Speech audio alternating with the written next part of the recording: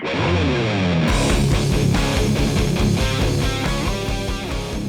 welcome back to the podcast. I'm your host, Brad. On this episode, we're going to be talking specifically to people that are wanting to start a construction business or have just started it, or are looking for potentially getting like lines of credit in your business. So we're talking about, should you use money? Should you borrow money to start a new construction business, or should you borrow money to grow your construction business? There's a lot of different things in this, in this specific topic that we can talk about. But I want to start with those that are looking to start a construction business. And should you start with, borrowing money? Do you need a bunch of money to start a construction business? And the answer is no, you don't need a bunch of money. However, it can definitely be very beneficial, but it does not come without risk. So for me, if you've listened to me long enough, you've heard me say, when I started my construction business, I had $1,000 in the bank, cash. That's all I had on hand. I had a few hand tools and drills and, like minimal amounts of stuff. And I had a pickup truck, and that was it. And so when I started with what I had available, and I started doing mostly like handyman or small job types of work, cleaning gutters, installing doors, carpentry type things. Somebody wanted to have crown molding put in their living room, things like that, even building decks. So it wasn't just like hanging pictures and cleaning gutters, but it was whatever I could do with the tools that I had available and without spending any money whatsoever on marketing or anything like that, with the exception of joining like a BNI group. Now, I did another podcast. See if I can find it here real quick while I'm talking. I did another podcast about what I would do if I was starting a construction business. And that's a pretty good one to go back and see like the different things that I did as far as like marketing and all that stuff. The question here is like, what if I had money? What if I had access to money? What if, I had my parents or someone, were rich, or I just had money through growing up, trust fund baby, whatever, if I had a bunch of money? Well, here's the problem with money. I'm still looking for this episode, by the way, trying to find it. Here it is, episode 60, what I would do if I started a contracting business tomorrow. So if you want to listen to that one, go find episode 60. I kind of lay out exactly what I would do if I was going to start a contracting business. So here's the problem. Depending on what source you go to, I went to the interwebs and I looked and searched for, startups and all that. According to the Labor Bureau of Statistics, 96% of all businesses, between 96 and 98, depending on the industry, but in construction, they say it's around 96% of all businesses fail within the first 10 years. That is a staggering statistic. The year 5, like around 76 to 80, let's just call it about 80% of businesses fail in the first 5 years. So you would think, oh, I'm over 5 years, I'm past that, mark. Well, no, another 5 years, you have a greater chance of failing. Right? So it's very, very, very difficult. Now, look at VC-backed startups. VC just means venture capital. It just means people that have a lot of money that invest in business ideas. Think Shark Tank. Shark Tank is a form of VC-backed type of situations, right? Somebody has an idea, they have a business, they need money, they need resources. They go to them, say, hey, I'll give you part of my business for your money, blah, blah, blah. That's like how a VC deal works. 90% of VC-backed startups, meaning these are people that go to a venture capitalist and say, I have this idea for a product or service. I need your money. And the VC says, yes, we like your idea, product, or service. And so we're going to give you, 50,000, 100,000, 100 million, whatever it is, to make this a reality. Okay. And then those businesses fail. 90% of them fail. So the thing here is like, having money does not ensure that you're going to be successful. In fact, it usually causes you to fail more often than not having money. And here's the reason why. If someone gave you like $100,000 to start a construction business, right? I said, hey, I'm going to give you $100,000 to start a remodeling business. What are you going to do with that money? You're going to go buy all the tools that you need. You're probably going to go buy, a nice vehicle, brand new vehicle, get payments on it. You're going to go spend a bunch of money on marketing. In other words, you're going to spend a majority of that on things that you believe you need. And you may actually need those things, but you don't need them all right now. See, when I started with $1,000, I would go sell a job and do a job, and maybe it was a $300 job, and I would make $100 profit or whatever. And then I needed a new tool. I'd go to the store and buy a $30, $40 tool with that, and then rinse and repeat. And so I self-funded my way through the business. As I made more and more money, I was able to buy more and more tools as I needed them, right? Not right off the bat. So whenever someone says, here's a bunch of money, what you tend to do is overspend because you kind of think you have like an endless supply of it, and then you run out of money. There's another statistics about people who win the lottery.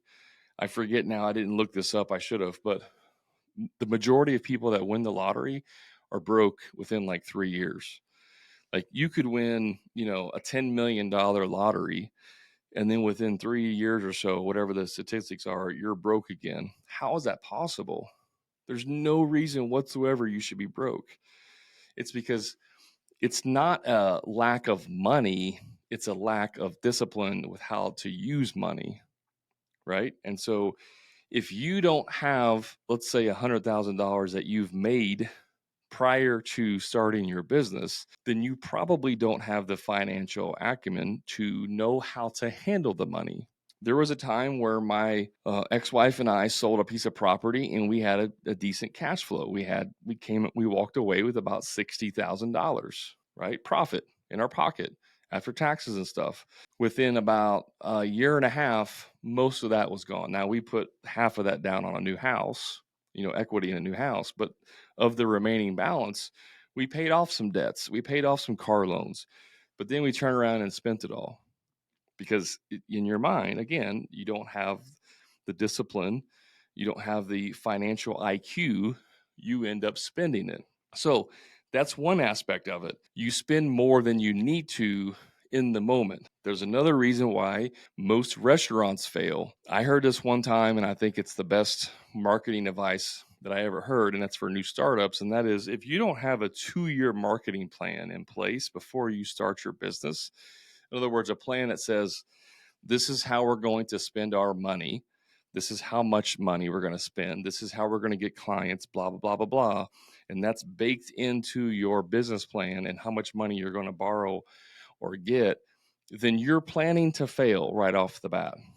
And I can tell you like 99.9% of contractors, because it's a small business, because they don't understand marketing, most of them, they don't know about like planning for marketing, right? So restaurants go out of business because they don't do any marketing. There's this weird idea that everybody, not just contractors, everybody who starts a business that somehow believes, I don't know if it's through osmosis, if it's through, witchcraft or whatever, but they just believe in their mind that if you open a business, that everyone in your area knows that the business is open and that you exist, and that they don't need to do any marketing. Because you have a place that's open, everyone's going to know. And that's not true at all. They used to say location, location, location, and that's still true for actual brick and mortar businesses. If you open a business like a retail place in a location where there's no foot traffic, there's no traffic, then you're not getting any organic reach that way. If you open a restaurant or a retail place on the busiest street in your town where everyone's at, through proxy of location, you're going to get people coming there. You're going to get foot traffic. Somebody's walking down the sidewalk. Hey, I'm hungry. Hey, here's a place here. Let's try it. Right? That's why location matters there. The problem is that whenever you have the more busy location it is, the more the rent is, the more it costs to be there. So the thing is, like, if you have a bunch of money available to start with, you tend to overspend before you need to spend, and then you run out of money. See, most VC-backed companies, most tech startup companies, they run out of money before they can surpass their spend rate.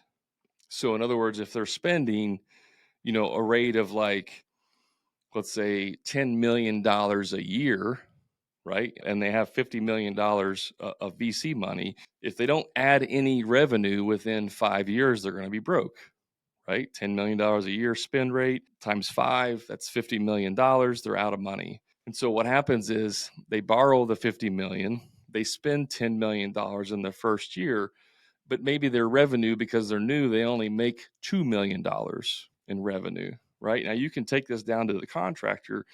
He borrows, let's say, $50,000, okay? But he's only going to make, or say 500,000 or whatever. We can strap it down to whatever amount, but you're not making as much money yet. And so if you're spending more than what you're bringing in, you're going to burn through your money before you can replace it with revenue and or profit, because it's not just revenue, it's profit, right? You might be doing $200,000 in revenue, but your profit is what's going to pay back the loan essentially, or cover your expenses. And so if you're not making, if you're only making $50,000 in profit, well, and you're spending $100,000 a year in expenses, you're going to be $50,000 short, right? And so you have to increase your revenue and your profits in order to catch up to your burn rate, how much money you're burning. So most contractors do not have the financial IQ or the financial discipline to use that money correctly, and they burn through it before they're able to increase their profits to pay for their burn rate, because they do go out and buy the brand new truck. They go out and buy the brand new F-350, right? And their payments are like $1,200, $1,300, $1,400 a month on top of payroll, on top of everything else they're doing. And now their expenses are $3,000 to $5,000 or $5,000 to $10,000 a month in expenses, but they're only bringing in $3,000 to $4,000 in revenue, or profit rather. See what I'm saying? If your expenses are $10,000 a month and you're only making $4,000 profit, then you have a negative $6,000 burn rate. You're going to run out of money real quick, right? Versus if you were able to start a business on, let's say, $5,000, and then you're able to get to, $6,000, you're not going to have a $10,000 a month expenses, because you don't have the money. Like, you physically don't have money to pay for stuff. So you can't go and spend a bunch of money. So it forces you to have more discipline whenever you have to start from scratch. Apple started in a garage. You know what I'm saying? All of these huge companies started in a garage. They didn't start with tons and tons and tons of money that they had available. Hey, just a quick time out from the show. If you're a frustrated contractor who's dealing with low profit margins, stuck working on the tools every day, or doing free estimates for people who are never going to hire you in the first place, I invite you to my private contractor community, the Profit Club, where contractors just like you are adding 2 to 3 times more profit each year without producing any more jobs, and finally getting completely off the tools to never do another free estimate again. So if you're ready to increase your profits, stop doing free estimates, and get off the tools, then all you have to do is click the link in the show notes to learn more about the Profit Club and see how it can easily 2 to 3 times the cash in your pocket, give you a proven sales process that will convert more jobs with ease and get you off the tools once and for all. And the best part is you can do all of this without having to produce more jobs than you currently are. Click the link to learn more. Now let's get back to the show. So the long answer to that question is no, you don't need money to start a business. Now, I had a friend of mine, quick detour. I had a friend of mine in high school. His parents were rich. They were millionaires, and he wanted to start a business. I'm not going to say who it is, just in case, it gets out there. But he started some type of beverage business, just a beverage business. His dad gave him $1 million to start this business. And within like 3 to 4 years, he was broke. The business went under. Right now, I don't know all of the reasons behind why that happened, but you would think if someone gave me $1 million, Brad, there's no way I would squander it or lose it.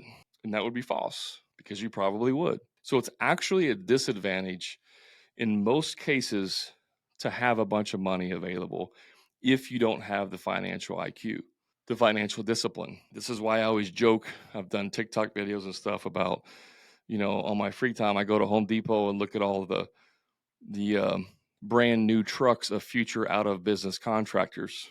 because the first thing everybody wants to do when they get a little bit of money is they want to increase their lifestyle and they want to increase their overhead and they want to go buy that really expensive truck that they can't really afford. And then the next month, whenever the revenue stops, when you have 2 bad months in a row, when the client doesn't pay you that $20,000, now you're out of money. And now you can't pay your truck payment. And then in 3 months, it gets repoed or you sell it. There's a very famous home builder in my town who he was at one time considered one of the top home builders, custom home builders. He had to have someone buy out his business because he was financially broke, because he did not understand how to manage his money. There's stories of him buying that, $80, $90, $100,000 truck, and then 3 months later had to sell it for a loss, like $30,000, $40,000 loss, because he couldn't afford it, because of the ebbs and flows of business and because of not understanding cash flow, because not having a high IQ in finances, a financial IQ, right? Not understanding how to prepare and plan for, the lows. I had the benefit of starting my business in 2009, right in the middle of the recession. People were leaving the trades in droves, like buses full of people leaving, and I'm driving the opposite direction into the fire. I thought this would be a great time to start a business right in the middle of a recession. It was hard. It was very difficult, but it gave me a blessing of understanding how to operate in very tough times. Those of you that started like COVID times, 1 year COVID, pre-COVID, and then COVID and after, and you're like, you put a magnet on your truck and your phone starts ringing off the hook and you're making all kinds of money. That is not normal. That's an inflated market. That's not normal. Those of you that are in that market have experienced that. When the time starts getting tough again, which it will eventually because all markets are cyclic, when it gets tough again, you will have a really hard time if you don't understand how it works, if you don't have a financial IQ, because you will spend your money. You will increase your lifestyle. You will increase your business overhead to create this image that you're really, really doing well. And then whenever the times get tough, you're over leveraged, right? You're over leveraged. My wife and I give credit, 100% of credit this to my wife. When we started my business, we got married at the same time. And so when we bought our first house, we bought the house based on her income at the time so that I didn't have the burden of having to produce a ton of money when I first got started. That's the only thing that saved us, because I wasn't making a bunch of money when I first got started. Like I said, it was during the recession. There wasn't a lot of work out there, and I had no marketing. I had no presence. People didn't even know I existed. So I was basically battling two different fronts: the lack of people spending money and the lack of people not even knowing that I existed, right? So it was very difficult. And the only thing that saved us was we had enough wherewithal to buy a house that we could afford on her income alone. And we've kind of maintained that strategy going forward as our incomes have increased. We don't live beyond our means, right? We don't go out and spend a bunch of money on stuff. I mean, we could, if we wanted to, we could go buy a house that's twice as big as what we have now. It would not impact our finances. We choose not to.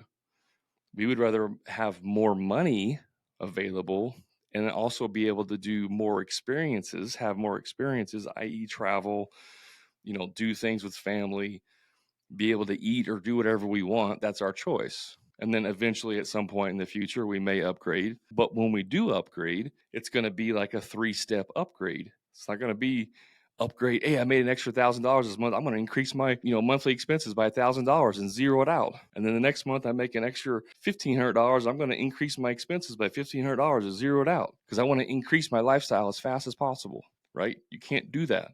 You cannot do that, especially in a business. It takes a couple years for most businesses to really kind of level out and understand where you're at with your expenses.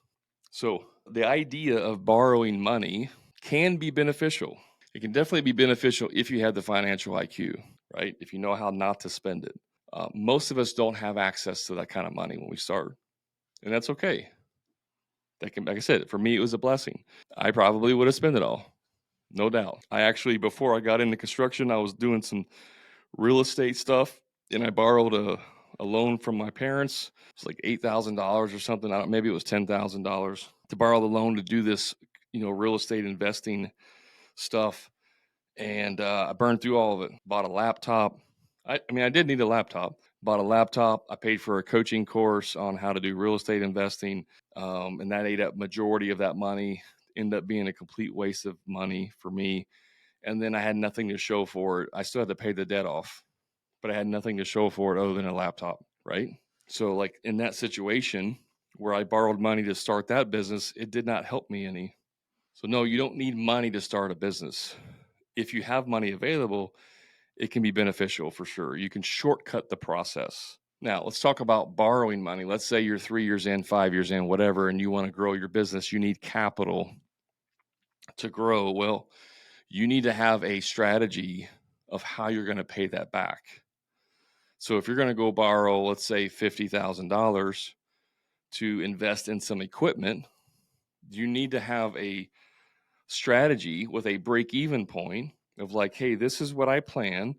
If I borrow this $50,000, it's going to allow me to put down a deposit and buy this piece of equipment. And with that piece of equipment, my break-even point is, that I project is 8 months. So within 8 months, I'm going to break even with this equipment. And then after 8 months, I'll have a net profit, and then I'll be able to repay, and pay off the loan or whatever. You have to have an actual plan of how you're going to spend that money on paper. Like zero it out. How much am I borrowing? What's it being used for? What's my break-even point? When do I plan to pay it off? If you can't do that very basic thing, you should not be borrowing money because you don't have the financial IQ and discipline to be responsible with that money. It's that simple. Now, there's another thing of having like a line of credit. Now, a line of credit can definitely be helpful if you have lots of accounts receivables and lots of accounts payables, and you need money to float sometimes, especially if you like take on a really big job and they have like 90-day terms or whatever, and you may need some money to float before you get your payments, right? And that can be beneficial. But if you get a line of credit and you start paying your payroll with your line of credit, you are in deep dog doo-doo. Like you're in deep crap right then. You should never, ever, ever have to pay any of your COGS with a line of credit, right? You shouldn't have to use your line of credit to pay your expenses. It should only be there to cover your COGS.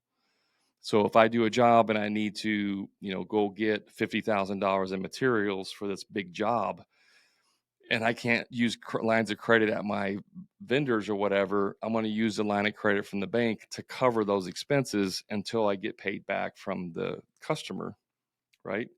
But if you're using lines of credit to pay your payroll, lines of credit to pay your electric bill, to pay your truck payment, you are in trouble. You're in deep trouble. Sometimes you may have to float a month, and I'm not talking about that. I'm talking about if you don't have any money at all and you start using your line of credit to stay in business, you're just making it worse for you. The problem is not that you don't have enough money. The problem is that you're either spending way too much money or you're not making enough money. That's a separate problem than a line of credit problem, right? That's different than not having enough money. So you have to be careful if you're going to borrow money for those things. You got to have a plan in place of how you're going to spend it ahead of time. So I hope this helps with some people. If you're listening to this and you're thinking about starting a business, if you have access to money, that's great. Use it to your advantage. Just don't abuse it, right? Have a plan for every penny of it. Have a break-even analysis. And that's the same, as far as like I said, to have a break-even analysis for borrowing money. It's the same if you're starting a business. You need to have a break-even analysis. It's a guess. It's always a guess, but you can have an educated guess about it. And always, always, always guess conservatively.